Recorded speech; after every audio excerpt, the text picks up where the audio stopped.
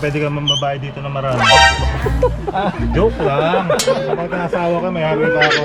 Nandito tayo ngayon sa RJ Supermarket para magtanong kung bakit maganda sa Taiwan. Tara magtanong tayo. Sir, May maganda dito talaga sa Taiwan. Hindi pa ako nagtatanong. Alam mo lang. Bakit po maganda sa Taiwan? Safety country. Very, peaceful. Mababa yung bilihin. We have a good healthcare system. Pag nawalan ka ng gamit, may babalik sa'yo yung gamit na naiwalan. Hindi mas maganda trabaho dito kaysa Pinas. Mas maganda ang kita. Ay bro, wag naman. Wag, no. Maraming trabaho. Lahat maganda. Nagpalinis ka ng ipin. Hindi mo sa akin, hindi masyadong yellow. Wow! 150 lang. Bakit po maganda sa Taiwan? Kasi Taiwan is safety country. Tsaka maraming tourist na place na galaan. Pangalan niyo po? Melissa. Melissa. Tingin ko mas magandang sistema nila dito. Pamamalakad nila, mga disiplinado yung mga tao dito. Tsaka pag nawalan ka ng gamit, may babalik sa'yo yung gamit na naiwalan. The best sila dito. Bakit maganda sa Taiwan, sir? Walang scam. Oo. Number 1 yun. Saka pwede ka mambabae dito na marami. Joke lang.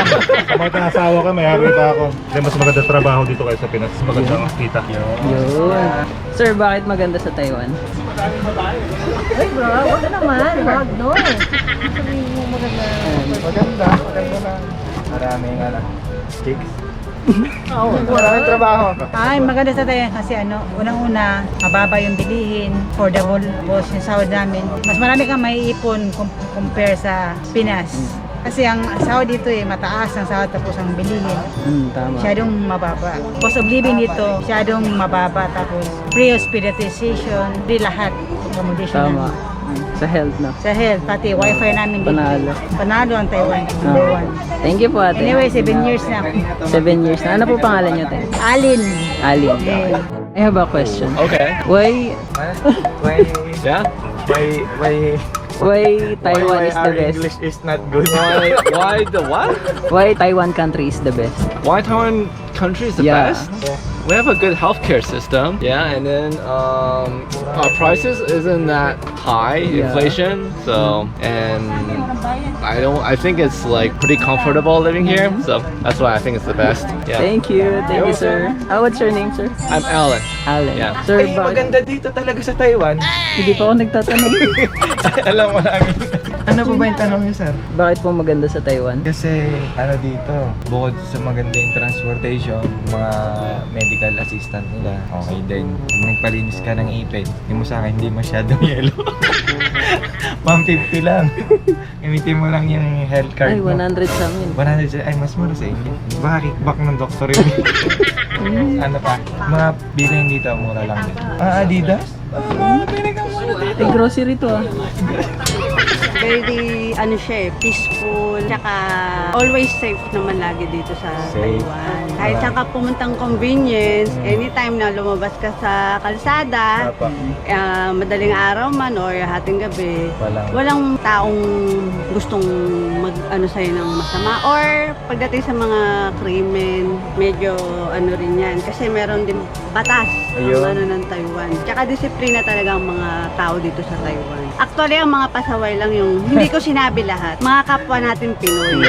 Yung mga pasaway dito sa Taiwan, di ba? At saka, alam nyo na, ayoko na magsalita, baka mabuking pa sila.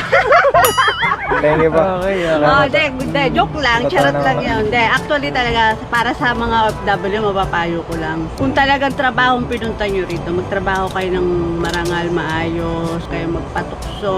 Kasi, imbis na magtrabaho kayo, masisira lang yung mga plano nyo. Kasi Sira alam nyo buhay. naman yung tukso, malakas manukso, yun yung nakakasira sa pamilya.